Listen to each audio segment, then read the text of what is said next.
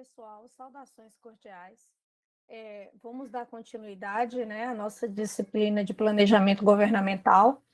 Agora, já na terceira semana, essa terceira semana vai iniciar agora 27 de fevereiro e encerrar no dia 5 de março. Daí a importância de vocês se manterem atentos às atividades que devem ser entregues nesse período, né? A participação no fórum. Acredito que a essa altura já esteja bastante adiantada a organização do seminário de suas respectivas equipes, também a realização das outras atividades previstas, que vocês também estejam estudando o livro didático, né? Porque a gente sabe da densidade do conteúdo da matéria. E especificamente, gente, nessa terceira semana, né, nessa terceira videoaula, a gente vai ver um pouco sobre a estrutura do planejamento governamental, e aí nós vamos ver quais são, a partir do período da redemocratização no Brasil, os novos instrumentos de planejamento e orçamento. Para tanto, a gente vai começar vendo o surgimento do plano plurianual, e juntamente com ele as leis de diretrizes orçamentárias e as leis do orçamento anual. Os planos plurianuais, desde que iniciaram na década de 90, após a publicação da Constituição de 1988, a gente vai ver que tem a periodicidade, né, para que eles entrem em vigência. E agora, inclusive, nesse ano de 2023, encerra o nosso último plano plurianual, né? E, logicamente, que o ano que vem inicia outro. Já elaborado pelo governo Lula e encerra agora em 2023, o PPA elaborado pelo governo Bolsonaro. Então, nós vamos passar, né, mesmo que de maneira aligerada, por cada um desses PPAs, tentar entender um pouco qual foi o caminho percorrido, o que os nossos parlamentares pensavam ao aprovar. Vamos iniciar, então, entendendo um pouco esse instrumento de planejamento e orçamento. Nós conversamos, dialogarmos no final da segunda unidade, da segunda semana, quando eu dizia para vocês que o planejamento, o instrumento, a ferramenta planejamento, né, entrou num processo de declínio. Ele foi bastante questionado, era um momento em que o Brasil especificamente passava por sérios movimentos, manifestações populares, pedido de queda da ditadura militar, né?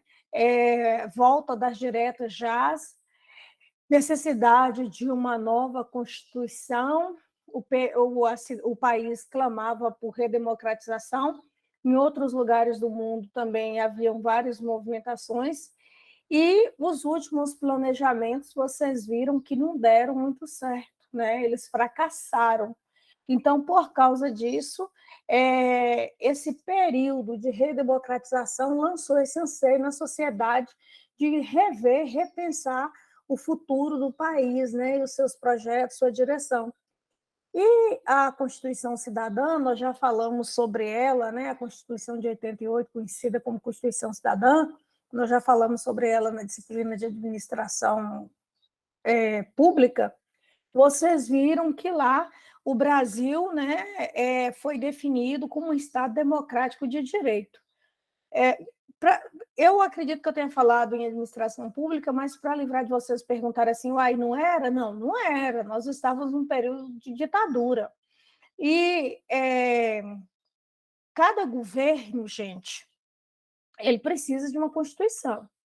Se ele é um governo ditatorial, ele precisa de um documento que o apoie, de um ato que o apoie na sua maneira de governar. Se ele é uma monarquia, ele precisa de um documento que o apoie no seu ato de governar, e se ele é um país democrático, ele também necessita de um ato que o apoie no seu governo, que o legitime, entende? Então, por causa disso, essa necessidade de mais uma Constituição, né? Vocês viram que o Brasil já teve algumas constituições, essa de 88 é a última até agora, né?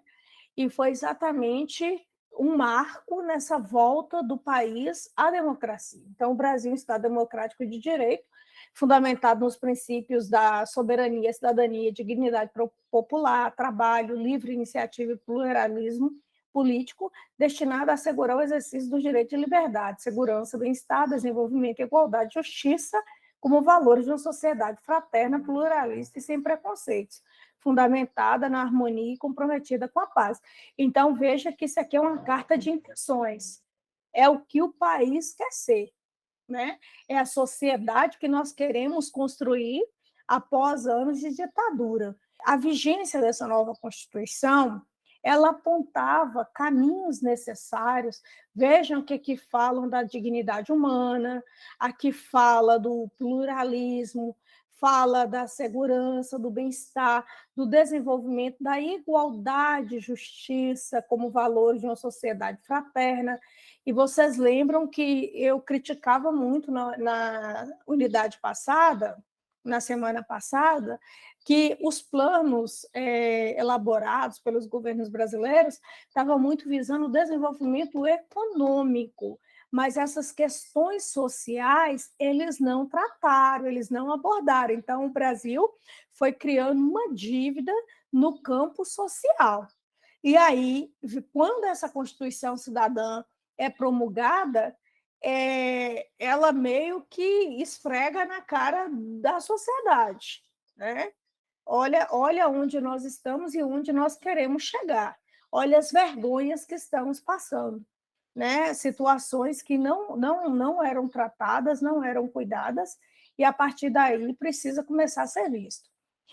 Então, frente a essas demandas trazidas pela Constituição Cidadã, né, houve-se os constituintes, né, na época, introduziram, através da Constituição Federal de 88, em seu artigo 165, o que é conhecido, né, por modelo de orçamento brasileiro, modelo de orçamento brasileiro. Que são exatamente esses instrumentos de planejamento orçamentário. Vocês lembram que eu falei muitas vezes na semana passada que o plano foi interrompido, 2 anos antes de acabar, o plano não saiu do papel, o plano que era para durar 10 anos não durou nenhum. Por quê? Porque pensava-se as estratégias, o que seria feito, mas essa questão orçamentária, de onde ia sair o dinheiro, não pensava. Vocês lembram que eu falava na semana passada, na época mesmo do JK, né? A questão do endividamento, não só no governo dele, mas também no governo dele, a construir Brasília, as metas desenvolvimentistas, 50 anos em 5, né? Então, tudo aquilo ali vai se financiar como? Como é que vai tirar isso do papel e tornar concreto para a sociedade? Então, esses instrumentos de planejamento vão apontar para 3 ferramentas. O plano plurianual, né, o PPA, a duração dele vai ser de 4 anos, a duração do PPA vai ser de 4 anos, sendo que o PPA, por exemplo, nós agora estamos no PPA de 2000, que encerra agora, em 2023. Ele teve início no ano 2000. Então, ele foi elaborado pelo governo Bolsonaro. Então, o PPA ele é elaborado pelo governo e o outro governo, a não ser que seja reeleito, né? No caso, como Bolsonaro não foi reeleito, esse primeiro ano de PPA do governo Lula é o último ano do PPA criado pelo Bolsonaro, entendeu? Então, seja na União, no Estado ou no município, o executivo, o chefe do executivo vai receber o PPA sempre do governo anterior, aquilo que ele planejou.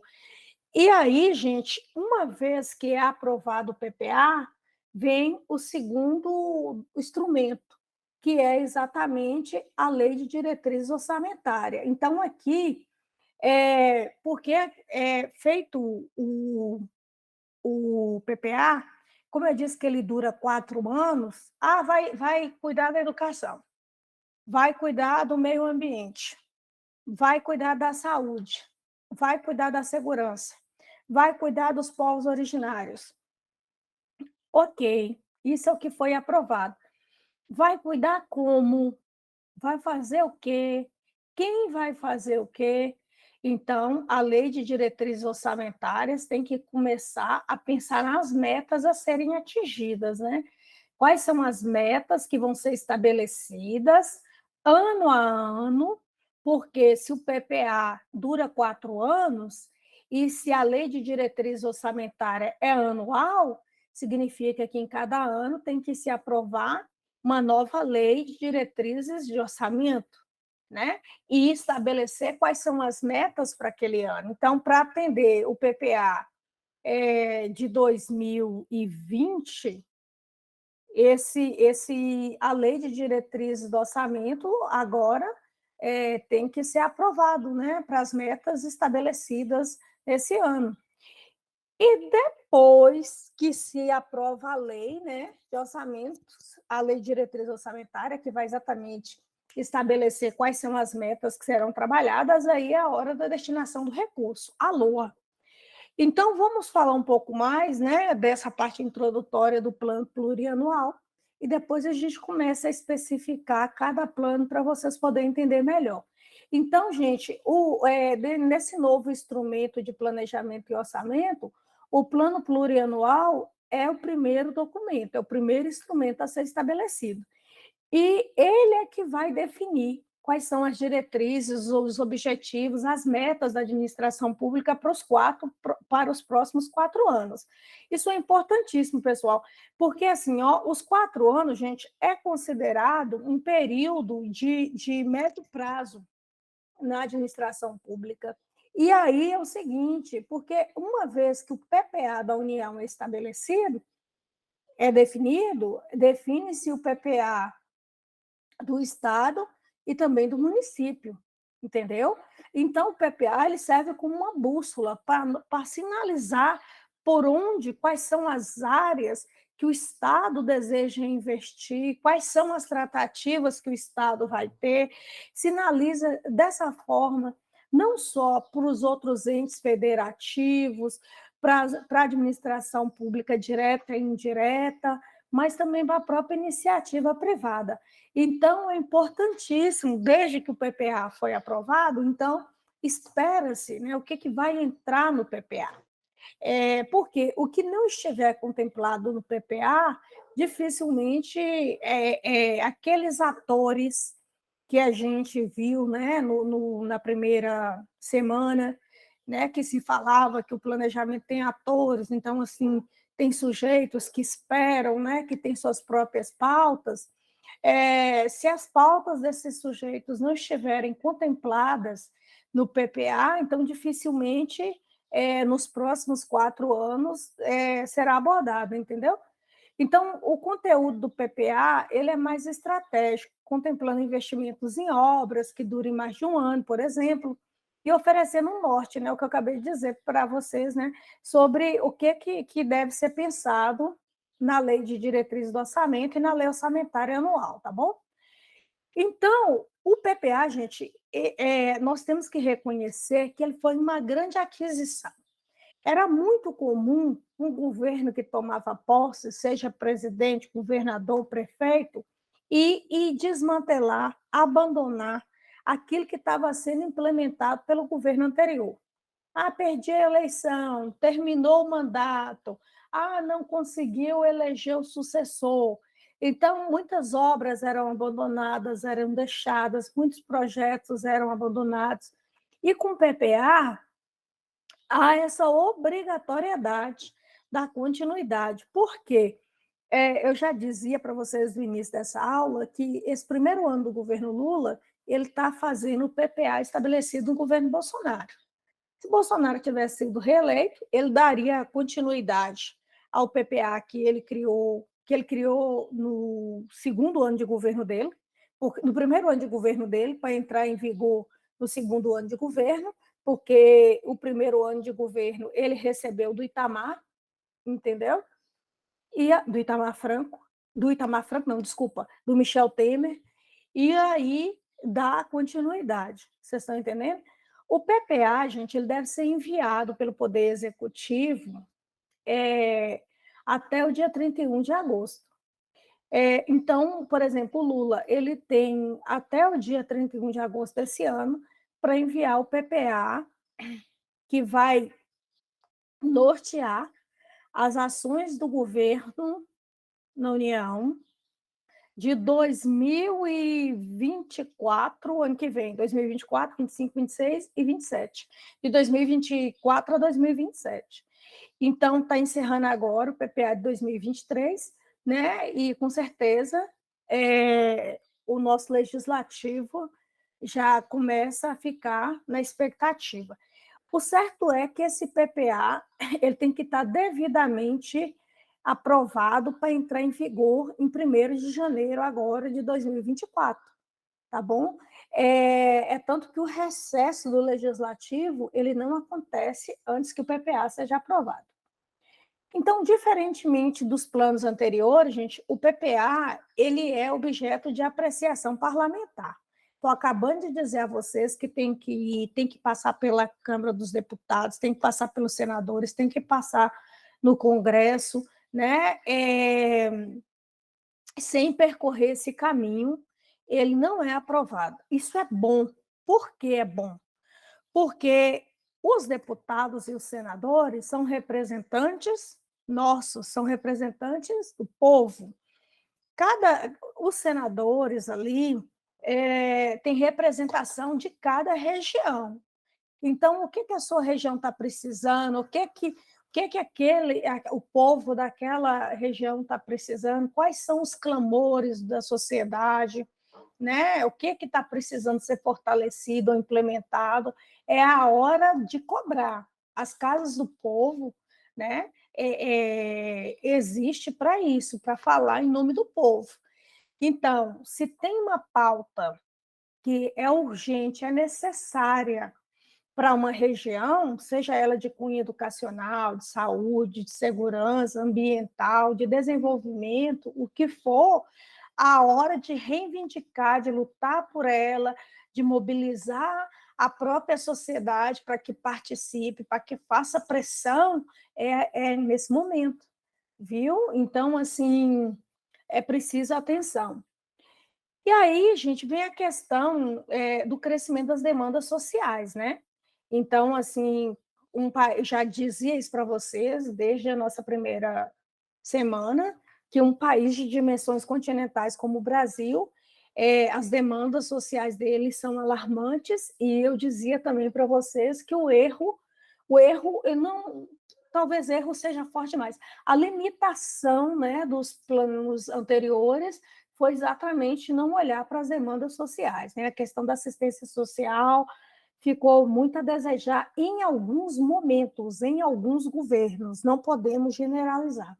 A política de bem-estar social, ela foi muito bem cumprida, né, por uns governos, mas não foi na maioria deles, né? Então houve um esforço sim com o desenvolvimento, mas ficou a desejar, e o PPA ele precisa ter essa sensibilidade, né, para poder canalizar planos, programas e orçamentos que atendam essas demandas. Então, assim, né, essa prática, a prática de planejamento normativo, lidava com uma sociedade submetida ao autoritarismo militar, que implementou um projeto de modernização conservadora da economia, tendo como seus efeitos negativos a concentração de renda, endividamento externo e descontrole fiscal, que gerou forte inflação.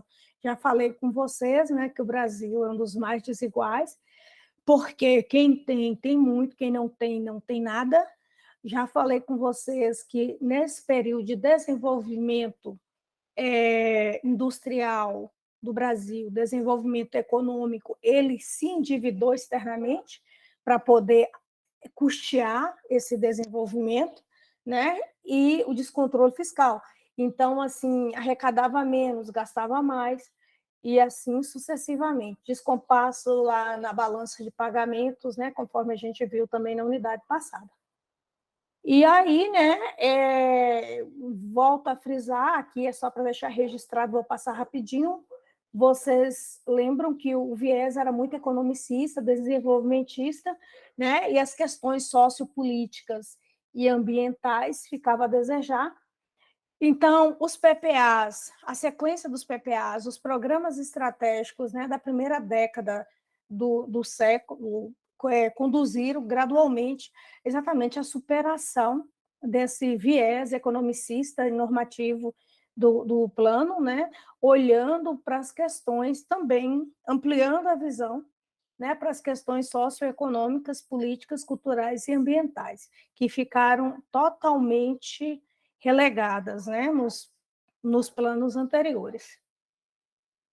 E aí, né, a gente já falou também desse desajuste econômico, da crise que houve, da pressão, inclusive internacional, que havia, né? O Brasil, como sempre, gosta de pegar a carona, porque é difícil você ver o Brasil ele tomando iniciativa.